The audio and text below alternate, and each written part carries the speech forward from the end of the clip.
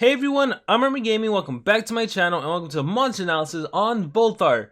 So here we have an upcoming legendary thunder monster, and just like pretty much every monster that gets released, this monster is very amazing. He is the fastest thunder denier currently in the game. So let's just jump into the stats. His life stat is 37,096. In the thunder category, this is actually the 4th highest life stat. Francine Frank takes the number 1 spot with a life of over 43,000, followed by Inquisitor Fulming with over 42,000, then is Older and War Master Babari with 41,000, and then we have Neobuki and Volthar. So 37,096. Moving on, power 3476. This is not an impressive power in the thunder category. It's somewhere around the middle, so it's average. But then the speed stat, this is one of the fastest in the whole entire game. Well, in the thunder category. First off, in the thunder category is Mercurius, but Mercurius is an attacker. Then is Neobuki. And then Neobuki is interesting because she can be an attacker, she can be support. But then we have Volthar, and Mercurius and Neobuki, they don't have control skills, whereas Volthar does. So everyone welcome the fastest thunder denier currently in the whole entire game. And what I like about this denier is that you would think a thunder monster has maybe stun, because that kind of goes in line with what thunders can do. No, this monster has AoE possession, but we'll get into that in a little bit. His trait is tough, and he has status caster damage mirror. So any damage he receives, he's going to reflect right back to the enemy. And I believe this damage mirror is going to last for 2 turns. So even if you hit him really hard, he's going to hit you really hard. He's going to reflect any damage you deal to him. And then the tough trait, that's a 35% chance to not get hit with negative effects. As for his relics, he's going to be able to hold the banner relic and the staff relic. So with the banner, if you happen to have, well, the recharging banner is one of the more popular ones. If you get your stamina drained, that doesn't matter. He can recharge your stamina with the recharging banner. If you have Ingvar's banner, well then you can even recharge some HP for you and your whole team. So very amazing. And for the staff, same thing. With having an AoE possession skill, he's going to be able to possess the enemy. If you have the oblation staff, he's going to be able to drain more stamina. Then when they use up stamina to attack themselves, they're going to go down to 0. Or he can have the energizer staff once again. Like maybe if you don't have the recharging banner, but you have the energizer staff, even if you get your stamina drained, the energizer staff can give you stamina. If you have Cane of Atlantis, like, it's just really good relics for this kind of monster. In terms of books, he's going to be in the mechanical books, the good legions books, and he's also going to be in addition to the spirits book, which is the home to several really great monsters. But with that being said, let's get into his skills. So skills group 1 or tier 1 skills, we have a skill that deals low thunder damage to one enemy, 50% chance of possession. Another skill that deals moderate special damage to one enemy, 50% chance of shock. And then we have a skill that removes positive effects from one enemy, deals moderate special damage to that one enemy, applies nanovirus to that enemy, and removes 50% of stamina. Wow, that skill does a lot for its skills group 1 skill. So it goes without saying, the first 2 skills, confusing orders, and I'm not even going to try with these names. Those 2 aren't really needed at all.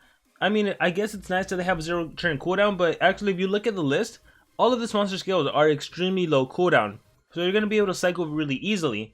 And the advantage of having a 0 cooldown skill is if you ever get hit with cooldowns activated, you can at least do something, which is better than doing nothing, even if it's only a 50% chance to do something.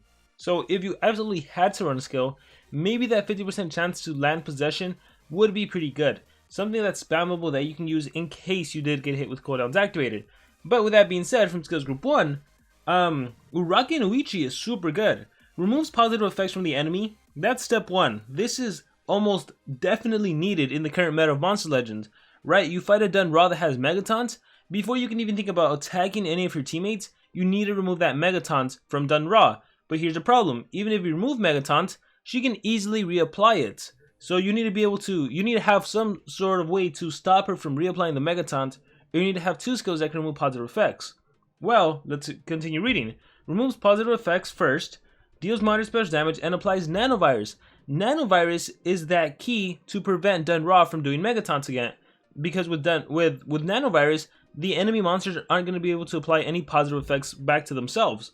So this is a really great skill, and on top of that, it even drains 50% of stamina, and it's on a 1 turn cooldown. I actually really like this skill a lot. And really, it's not just like a Dun Ra you have to worry about, right? If you fight a War Master Remtar, you gotta worry about skill mirror. If you fight a War Master Ragnarok, it's random. Elvira, it's evasion. I mean, for example, if you're facing a team that consists of Elvira, Remtar, and Dun Ra, yeah, this skill alone will remove the evasion, the skill mirror, and the Megaton from Dun Ra, and then prevent her from being able to be reapplied with any of those positive buffs.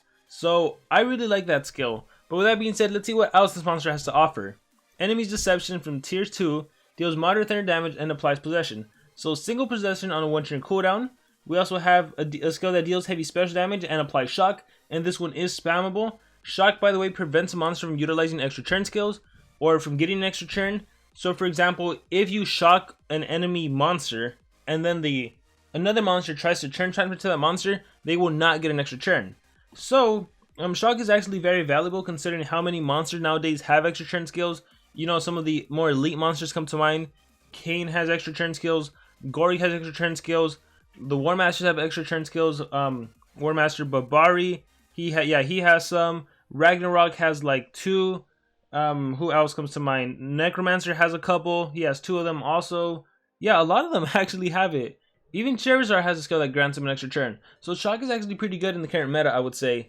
We also have a skill that removes positive effects from all enemies and applies nanovirus to all enemies. It requires cooldown, and this skill has a 2-turn cooldown. So this is really great. Once again, considering this monster is super fast, 3500 base speed, 3542, the fact that he can remove positive effects and apply nanovirus from the get-go, doesn't matter if Elvira is really becoming less and less dominant in the meta the way I see it. Right? You have a team that relies on Elvira, right? But it doesn't matter. You remove positive effects, so the evasion's gone, and not only that, like a lot of monsters can do that. But this monster takes it a step further because you apply nanovirus, which prevents more positive effects from landing. You know, like one of the teams I would always use would be Elvira and Barakor. Elvira would do evasion, which would prevent Barakor from getting hit or even herself, and then Barakor would give himself triple damage, and then he uses extra turn skill, and he would dominate the battle, right? Well, if an enemy tried to using that strategy against me, the minute I remove evasion and apply nanovirus, even if the Barakor gets a turn in, he's not going to be able to give himself triple damage thanks to the nanovirus. So this is a really phenomenal skill, especially in the current meta. And again, even if you're facing a Remtar, bye-bye skill mirror, and no shield for you, no team skill mirror back for you, because that nanovirus, you're going to have to remove that first before being able to apply any positive buffs. So this monster is really shaping up to be one of the stronger monsters that we've seen. Moving on to skills group 3 skills, we have Divide and Conquer, deals moderate thunder damage to all enemies, applies possession to all enemies. So this one's actually, it's very vanilla for, like, it's great, right? He's a thunder monster with AoE possession.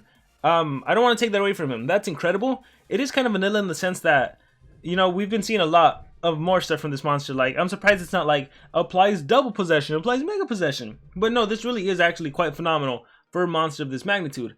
The only reason I say it's vanilla is because, again, I mean, look at this monster trait. He has tough. We're always facing War Masters that have like hardened and plus, and every monster nowadays pretty much has hardened and then some status caster. But again, like the fact that this is a super fast thunder monster with AoE possession, I just love that right off the bat.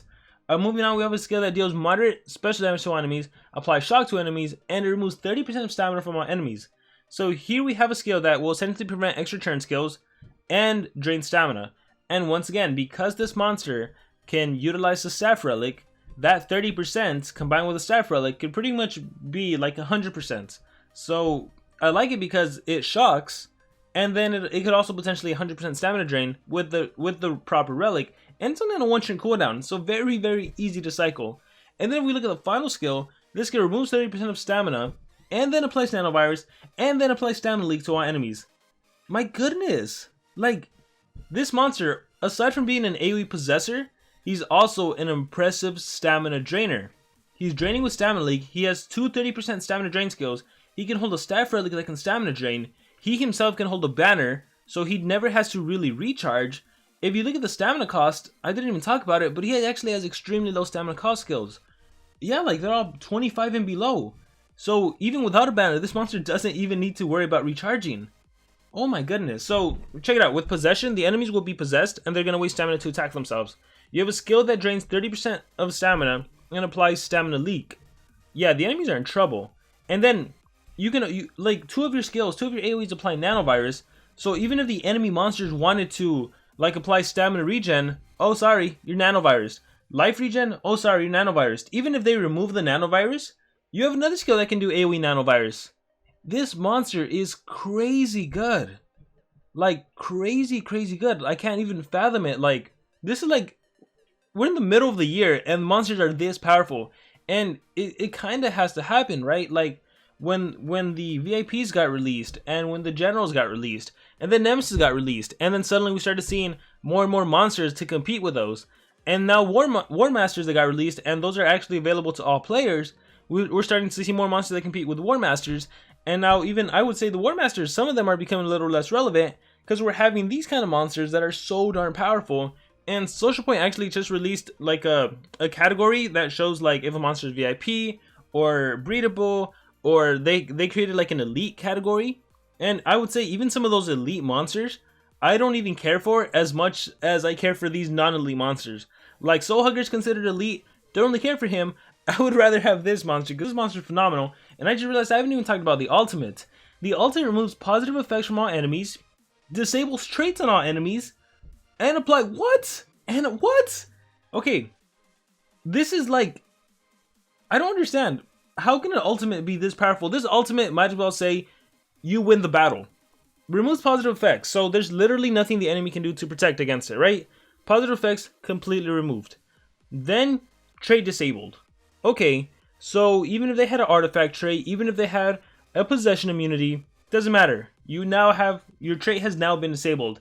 And then you're going to be possessed for 2 turns. So now you're on my team. And by the way, you also get nanovirus, so no buffs for yourself. Like, seriously, why doesn't this ultimate just say you win the battle?